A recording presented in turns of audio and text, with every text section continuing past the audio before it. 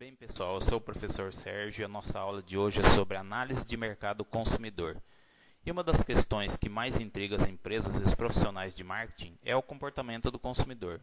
Quais seriam os fatores que influenciam o comportamento do consumidor? Existe um ditado espanhol que diz o seguinte: para ser um toureiro, você primeiro deve aprender a ser touro. O que significa isso? É muito mais fácil domar o touro quando você conhece o seu comportamento. E o que isso tem a ver com marketing? Simples. Você quer vender? Primeiro tem que conhecer muito bem seus consumidores e como eles se comportam. Harper Lee disse o seguinte: você nunca entende realmente uma pessoa até considerar seus pontos de vista, até entrar em sua alma e percorrer todos os seus meandros. Então, cada pessoa pensa e age de um jeito. Cada um foi educado de uma forma. Portanto, possuem valores diferentes, agem de forma diferente. Então, teremos muito trabalho, pois teremos que conhecer a fundo nossos consumidores. A função do marketing é identificar e satisfazer as necessidades e desejos dos consumidores.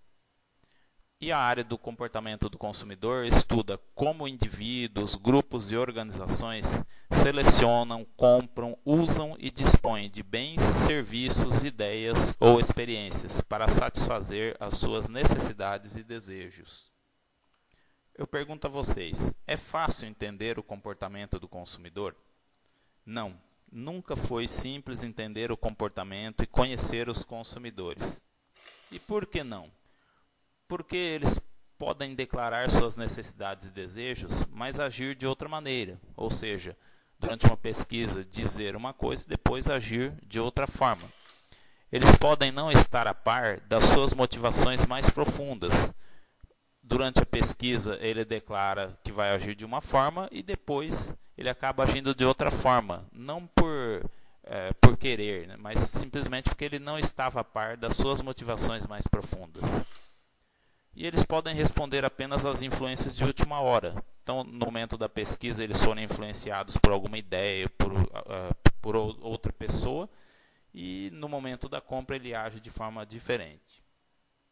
Agora nós vamos ver um case da Sega of America. A Sega of America, pequena empresa que com agressividade superou a Nintendo no mercado norte-americano de videogames, emprega muito tempo para entender as necessidades e desejos de seu principal mercado, os adolescentes. Afirma o vice-presidente de marketing da Sega: o desejo número 1 dos adolescentes é estar sempre a par de tudo o que acontece e saber coisas que seus pais não sabem. Então veja, se o principal desejo do seu cliente é estar bem informado e saber coisas que seus pais não sabem, tanto os produtos quanto as campanhas publicitárias da empresa devem conter apelos que denotem essas questões. E como fazer isso? A empresa coletou essas informações fazendo pesquisas de grupo foco 2 ou 3 vezes por semana.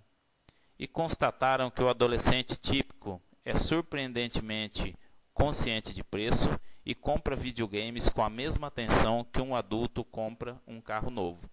Então vejo que o cliente, apesar da pouca idade, tem noção de preço e compra com muita seriedade. Analisa muito bem antes da compra. Olha só a análise que já vamos fazendo do comportamento dos consumidores. E o que mais descobriram? Os adolescentes leem livros sobre orientação do consumidor, comentam com amigos e alugam games antes de comprá-los. Acima de tudo, desejam tudo muito rápido.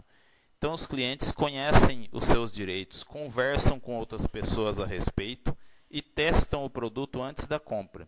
E como atender a essas expectativas?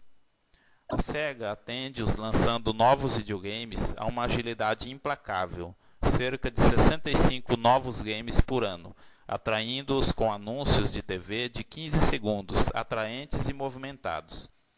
Então, como que a empresa consegue isso? Acompanhar a agilidade dos clientes e oferecer sempre novidades com anúncios adequados ao perfil do público-alvo. Agora vamos ver um pouco sobre o que mudou no contato empresa-consumidores. Anteriormente, os profissionais de marketing podiam entender os consumidores através de suas experiências diárias de vendas. Mas o crescimento das empresas e dos mercados tem retirado muitos administradores de marketing do contato diário com os consumidores. Então, antes era possível prever o comportamento do consumidor pela experiência, mas agora, com o crescimento das empresas e com a globalização, o contato dos vendedores com os compradores diminuiu muito. Não se vê mais a venda do seu Zé, que conhecia todos os clientes a fundo. Como entender o comportamento do consumidor? Para entendermos o comportamento do consumidor, devemos responder a duas perguntas. Como as características do comprador, culturais, sociais, pessoais, psicológicas, influenciam seu comportamento de compra? Como o comprador toma decisões de compra? Agora nós vamos ver um modelo de comportamento do comprador. Você, nesse momento, deve estar com alguns questionamentos na cabeça. Por exemplo, por que comprar da marca X e não da marca Y? Ou ainda, que fatores afetam as preferências dos consumidores? Agora nós vamos ver como ocorre o processo de decisão de compra pelo consumidor. Primeiro nós temos os estímulos de marketing, que são os 4 Ps, que são trabalhados pela empresa, que são o produto, o preço, o ponto de venda e a promoção. Então, o que a empresa pode fazer para estimular as vendas? Depois nós temos outros estímulos. Os estímulos econômicos, que estão relacionados ao preço, estímulos tecnológicos relacionados aos avanços, à diversidade das funções que o produto pode ter, os estímulos políticos, que são os subsídios que podem ser oferecidos pelos governos, e os estímulos culturais, que são relacionados aos costumes da região. Depois nós temos as características do comprador, que podem ser culturais, ou seja, onde você mora, de acordo com os costumes e valores do local onde você mora, você terá as suas reações. Depois nós temos as características sociais. Qual o nível de renda, quais os hábitos do grupo? As características pessoais, como ele age e o que pensa. E as características psicológicas, qual a motivação que move você? Quais são as suas necessidades? Qual é a sua aprendizagem de compra? A seguir, nós temos o processo de decisão do comprador. Então, primeiro, ele reconhece que ele tem um problema. A partir do momento que ele reconhece que ele tem um problema, ele busca informações sobre o quê? Sobre os produtos que poderão resolver, sanar esse problema. Depois nós temos a fase da avaliação, onde o consumidor faz as comparações entre as marcas diferentes e as funções que os produtos oferecem.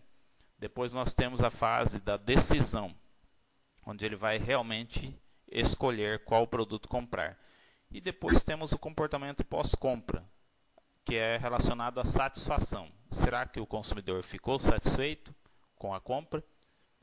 A seguir nós temos, então, as decisões do comprador. Quais são as decisões que um comprador deve tomar quando ele vai consumir um produto? Ele tem que escolher o produto, depois ele tem que escolher a marca mais adequada, a seguir ele vai escolher o revendedor onde ele vai comprar esse produto, depois ele tem que escolher ainda a época da compra. Será que estamos na época oportuna? Será que é melhor esperar mais um pouco? E depois também escolher a quantidade. Será que a minha necessidade vai além de uma unidade? Será que é interessante aproveitar uma oportunidade, um preço melhor e fazer uma compra numa quantidade ainda maior? E qual a conclusão que podemos chegar com a aula de hoje? Para serem bem-sucedidos, os profissionais de marketing têm que ir além das várias influências sobre os compradores e desenvolver um entendimento de como eles realmente tomam suas decisões de compra. Devem ainda identificar quem toma a decisão de compra e as etapas do processo de compra. Por exemplo, um produto infantil, destinado ao público infantil.